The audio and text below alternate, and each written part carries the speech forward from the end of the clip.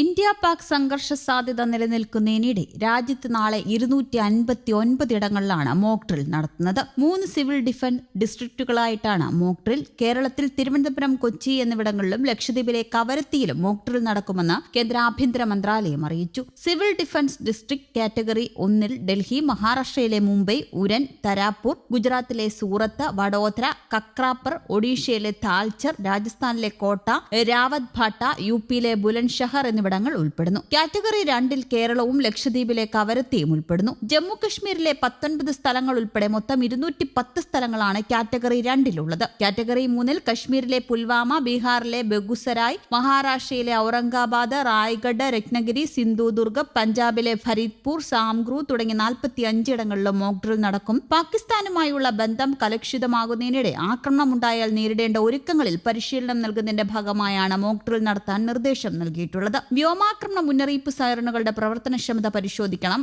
ആക്രമണമുണ്ടായാൽ സ്വയം പരിരക്ഷിക്കുന്നതിനെക്കുറിച്ച് പൊതുജനങ്ങൾക്കും വിദ്യാർത്ഥികൾക്കും പരിശീലനം നൽകണം. അടിയന്തര സാഹചര്യങ്ങളിൽ ബ്ലാക്ക് ഔട്ട് സംവിധാനങ്ങൾ ഒരുക്കുന്നതും സുപ്രധാന പ്ലാന്റുകളും സ്ഥാപനങ്ങളും നേരത്തെ മറയ്ക്കുന്നതിനുമുള്ള സംവിധാനം ഒരുക്കുന്നതും പരിശീലിക്കണമെന്നും നിർദ്ദേശിച്ചിട്ടുണ്ട്. ഒഴിപ്പിക്കൽ പദ്ധതി പരിഷ്കരിക്കുകയും പരിശീലിപ്പിക്കുകയും വേണമെന്നും ആഭ്യന്തര മന്ത്രാലയം സംസ്ഥാനങ്ങളോട് ആവശ്യപ്പെട്ടിട്ടുണ്ട്. സംസ്ഥാനത്തെ അണക്കെട്ടുകളിൽ ജാഗ്രതാ നിർദ്ദേശം പുറപ്പെടുവിപ്പിച്ചിട്ടുണ്ട്. ഇതിന്റെ അടിസ്ഥാനത്തിൽ അണക്കെട്ടുകളുടെ സുരക്ഷ വർദ്ധിപ്പിച്ചു. വൈദ്യുതോൽപാദന, ജലസേചന അണക്കെട്ടുകളുടെ എല്ലാം പോലീസ് സുരക്ഷ ശക്തമാക്കിയിട്ടുണ്ട്. കേന്ദ്രത്തിന്റെ അറിയിപ്പ് ലഭിക്കുന്നതുവരെ സുരക്ഷ ശക്തമായി തുടരാനാണ് തീരുമാനം. പാകിസ്ഥാനെതിരെ നയതന്ത്ര തലത്തിൽ ഇന്ത്യ നടപടികൾ കടുപ്പിക്കുന്നതിനിടെയാണ് മോക്ക് ഡ്രിൽ മുന്നറിയിപ്പ് നൽകിയിട്ടുള്ളത്. 1971-ലെ ഇന്ത്യ പാക് യുദ്ധസമയത്തും സമാനമായ മുന്നറിയിപ്പ് കേന്ദ്രം നൽകിയിരുന്നു. അതിനിടയിൽ ജമ്മുകശ്മീരിലെ ബദ്ഗാമിൽ പ്രാദേശിക ഭീകരരെ അറസ്റ്റ് ചെയ്തു. ഇവരിൽ നിന്നും 2 പിസ്റ്റലുകളും 15 തിരകളും ഗ്രനേഡും കണ്ടെടുത്തു. ഭീകരാക്രമണ കേസിൽ അന്വേഷണം തുടരുന്നതിനിടെ പഹൽഗാം പോലീസ് സ്റ്റേഷനിലെ SHO റിയാസ് അഹമ്മദിനെ അനന്ത്നാഗിലേക്ക് മാറ്റി. പീർ ഗുൽസാർ അഹമ്മദിനെ പഹൽഗാമിലെ പുതിയ SHO ആയി നിയമിച്ചു.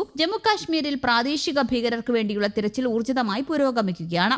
അതിനിടെ പാകിസ്ഥാനുമായി സംഘർഷം രൂക്ഷമാകുന്നതിനിടെ പാക് ഹാക്കർമാർ ഇന്ത്യൻ പ്രതിരോധ സ്ഥാപനങ്ങളുടെ വെബ്സൈറ്റുകൾക്ക് നേരെ സൈബർ ആക്രമണം നടത്തി. Indian military engineering service, Manohar Parrikar institute of defence studies and analysis എന്നിവയുടെ വെബ്സൈറ്റുകൾക്ക് നേരെയാണ് സൈബർ ആക്രമണം നടന്നത് എന്നാണ് വിവരം. വ്യക്തിഗത വിവരങ്ങൾ അടക്കം ചോർത്താൻ ശ്രമം നടന്നു. വിവരച്ചോർച്ച തടയാൻ നടപടികൾ സ്വീകരിച്ചെന്നും കരസേനാ വൃത്തങ്ങൾ വ്യക്തമാക്കി. അതേസമയം ഇന്ത്യൻ കരസേനയുമായി ബന്ധപ്പെട്ട നിർണായക വെബ്സൈറ്റുകൾ ഹാക്ക് ചെയ്തെന്ന് അവകാശപ്പെട്ട പാകിസ്ഥാൻ സൈബർ ഫോഴ്സ് സംഘടന എക്സിൽ രംഗത്ത് വന്നു. ഇന്ത്യയുടെ പ്രതിരോധ മന്ത്രാലയത്തിന് കീഴിലുള്ള പൊതുമേഖലാ സ്ഥാപനമായ ആർമേഡ് വെഹിക്കിൾ നിഗം ലിമിറ്റഡിന്റെ വെബ്സൈറ്റിൽ നിന്നുള്ള ചിത്രങ്ങൾ വികൃതമാക്കി എക്സിൽ ഇവർ പോസ്റ്റ് ചെയ്തിട്ടുണ്ട് എന്നാണ് വിവരം. ഇന്ത്യൻ പ്രതിരോധ ഉദ്യോഗസ്ഥരുടെ വിവരങ്ങളും ചോർത്തിയതായാണ് അവരുടെ അവകാശവാദം. നേരത്തെയും ഇതേ രീതിയിൽ വെബ്സൈറ്റുകൾ ഹാക്ക് ചെയ്യാൻ ഹാക്കർമാരുടെ ശ്രമമുണ്ടായിരുന്നു. എന്നാൽ അതിൽ ഹാക്കർമാർ വിജയിച്ചിരുന്നില്ല.